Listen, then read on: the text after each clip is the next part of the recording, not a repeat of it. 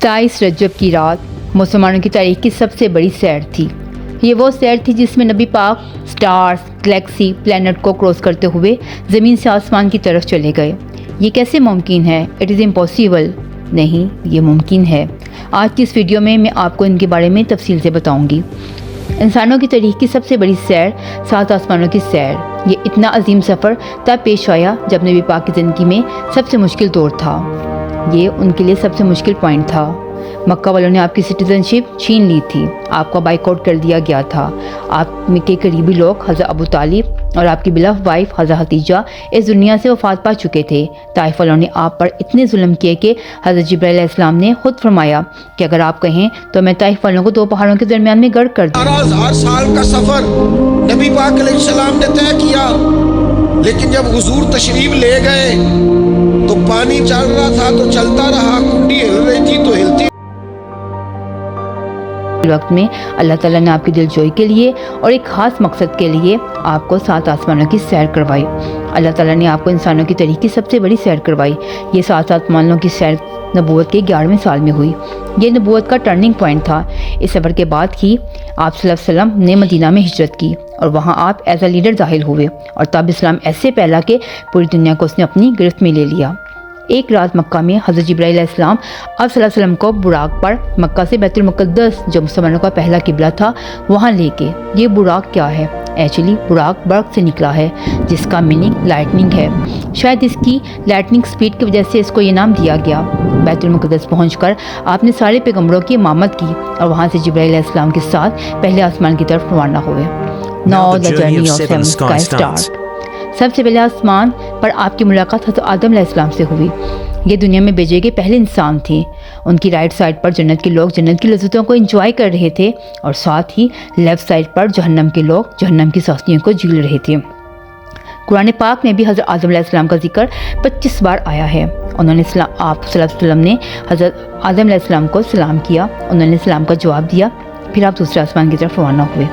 دوسرے آسمان میں آپ کی ملاقات حضرت عیسیٰ اور حضرت یحییٰ علیہ السلام سے ہوئی۔ کرسچینٹی میں ان دونوں نبیوں کو خدا مانا جاتا ہے۔ ان دونوں کا رشتہ آپس میں ایسا ہے جیسے کہ کزن کا تھا۔ حضرت عیسیٰ روح اللہ علی نبینا علیہ الصلوۃ والسلام کے دور کا میں آپ کو ایک واقعہ سناتا ہوں۔ یہ دونوں آپ سے 2000 سال پہلے فلسطین میں پیدا ہوئے۔ ان دونوں کی زندگی بہت مشکل تھی۔ حضرت یحییٰ علیہ السلام کو ظالم حکمرانوں نے شہید کیا۔ ہسٹری بتاتی ہے کہ ان کی اس شہادت کو ہم حضرت امام حسین کی شہادت سے کمپیئر کر سکتے ہیں۔ حضرت عیسیٰ کے ساتھ بھی ایسا ہی ہوا۔ حضرت عیسیٰ علیہ السلام کی زندگی پیدائش سے لے کے وفات تک میڈیکل سے بڑی پڑی ہے۔ ان کی زندگی میڈیکل سے بڑی پڑی ہے۔ ان کا دنیا سے جانے کا وقت بھی ایک میڈیکل ہی تھا۔ ان کو دنیا سے اللہ تعالیٰ نے زندہ اٹھایا۔ قرآن پاک میں حضرت یحییٰ کا ذکر 5 بار اور حضرت عیسیٰ کا ذکر 25 بار آیا ہے۔ آپ صلی اللہ علیہ وسلم نے انہیں سلام کیا، انہوں نے جواب دیا، اور آپ نے اگلے آسمان کی طرف روانہ ہوئے۔ یہ اگلا آسمان تیسرا آسمان تھا۔ تیسرے آسمان میں آپ کی ملاقات حضرت یوسف علیہ السلام سے ہوئی۔ حضرت یوسف علیہ السلام آج سے 3600 سال پہلے فلسطین میں پیدا ہوئے۔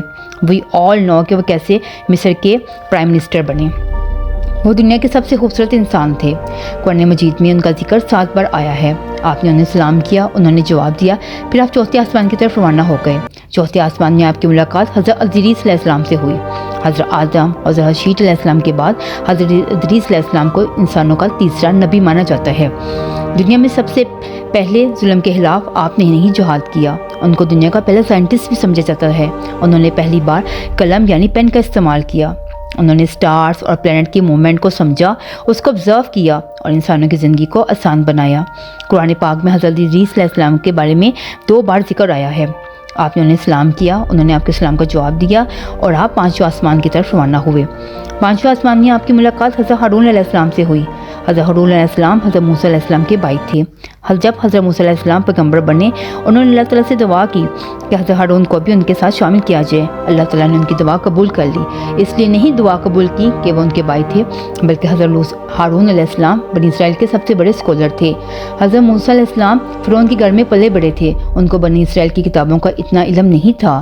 ان کو ایک ایسی شخص کی ضرورت تھی جس کو ان کتابوں کے متعلق مکمل علم ہو، تو وہ انسان حضرت ہارون علیہ السلام تھے۔ آج تک یہودیوں میں سب سے زیادہ اسکالرز حضرت ہارون علیہ السلام کی اولاد میں سے ہی ہیں۔ اس سے حضرت ہارون کو اولاد کو یہودیوں میں خاص اسٹیٹس حاصل ہے، جیسے کہ سید کو اسلام میں حاصل ہے۔ قرآن پاک میں حضرت ہارون کا ذکر 20 بار آیا ہے۔ پھر آپ چھٹے آسمان کی طرف روانہ ہوئے۔ یہاں آپ جس نبی سے ملے ان کا ذکر قرآن پاک میں 136 بار آیا ہے۔ ان کی سٹوری کو دنیا میں سب سے زیادہ انٹرسٹنگ سٹوری سمجھا جاتا ہے۔ ہالی ووڈ کی بہت سی سٹوری ان کی سٹوری سے انسپائرڈ ہے۔ جب حضرت یوسف علیہ السلام مصر کے پرائم منسٹر بنے تو انہوں نے وہاں سے اپنے 11 بھائیوں کو بھی مصر بلا لیا اور وہاں ان کو آباد کر لیا۔ یہ جنریشن کافی دیر تک وہیں پہ رہی اور بہت اسٹرانگ اور رچ کمیونٹی بن گئی۔ اب مصر کے لوگ ان سے ڈرتے تھے۔ انہوں نے بنی اسرائیل پر ظلم شروع کر دیے اور بنی اسرائیل مصر والوں کے 400 سال تک غلام رہے۔ ان پر اتنے ظلم کیے کہ 400 سال بعد حضرت موسیٰ علیہ السلام کے ذریعے مسلمانوں کو فرعون کی غلامی سے آزاد کروایا گیا۔ اب 7ویں آسمان کی باری آئی۔ اب 7ویں آسمان پر آپ کی ملاقات اپنے گرینڈ فادر حضرت ابراہیم علیہ السلام سے ہوئی۔ وہاں وہ بہت چھوٹے سے بچوں کے ساتھ کھیل رہے تھے۔ یہ وہ بچے تھے جو پیدا ہونے کے کچھ ماہ بعد ہی وفات پا جاتے ہیں۔ آپ نے ان کو سلام کیا اور آگے بڑھے۔ اس کے بعد آپ سدرۃ المنتہا پہنچے۔ وہاں آپ کو بیت المعمور دکھایا گیا۔ بیت المعمور خانہ کعبہ کے بالکل عین اوپر ہے، جہاں ہر روز 70,000 فرشتے طواف کرتے ہیں۔ سدرۃ المنتہا آخری باؤنڈری تھی، یہاں سے آگے کوئی نہیں جا سکتا تھا، لیکن رسول صلی اللہ علیہ وسلم کو اس چیز کی اجازت تھی، اس لیے وہ حضرت جبرائیل علیہ السلام کو وہاں چھوڑ کر اکیلے آگے بڑھے اور اللہ کے دربار میں حاضر ہوئے۔ اب آپ اللہ کے روبرو تھے۔ بعد میں صحابہ کرام نے آپ صلی اللہ علیہ وسلم سے پوچھا کہ کیا آپ نے اللہ کو دیکھا؟ آپ صلی اللہ علیہ وسلم نے فرمایا، میں کیسے دیکھتا، وہاں بس نور اور لائٹ کا پردہ تھا۔ آپ اس عظیم سفر کا اصل پرپس ظاہر ہوا۔ یہاں اسلام کا سب سے بڑا حکم مسلمانوں پر فرض ہوا، نماز، جو پچھلے 1400 سال پوری دنیا میں کونے کونے میں ادا ہو رہی ہے۔ اس سے پہلے نماز فرض نہیں تھی کیونکہ مکہ میں مسجد بنانا امپاسبل تھا۔ آپ کے سفر کے بعد مسلمانوں نے مدینہ کی طرف ہجرت کی، مدینہ میں مسجد بنائی، اور اس نماز کی وجہ سے ہی مسلمان ایک ایسی کمیونٹی بنے کہ انہوں نے تمام سپر پاور کو فتح کر لیا۔ اس وقت آپ پر 50 نمازیں فرض ہوئیں۔ جیسے ہی آپ وہاں سے روانہ ہوئے تو آپ کی ملاقات حضرت موسیٰ علیہ السلام سے ہوئی۔ انہوں نے بتایا کہ آپ کی امت 5 نمازیں کبھی بھی نہیں پڑھ سکتی، اسے کم کروائیں۔